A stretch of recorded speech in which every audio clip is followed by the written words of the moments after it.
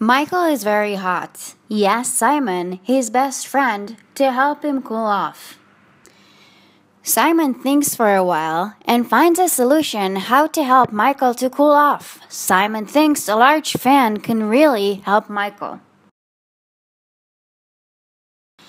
Pay attention that the impeller is similar in size to the driving pulley wheel. It also has the fan attached to it. Due to the fact that the two wheels are similar in size, we can see that the spinning speed of the impeller and the spinning speed of the driving pulley are similar. This means that for every one spin that the impeller wheel makes, the driving pulley wheel will also spin once. Not more than once, not less than once, but exactly only once. But as you can see, the fan speed is not enough for Michael and is still very hot.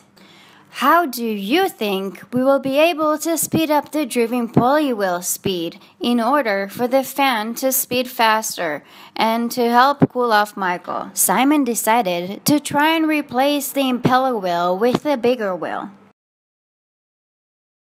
Now Simon spins the new fan. Pay attention that Simon spins the impeller wheel slow, and in reaction, the driving pulley wheel spins fast.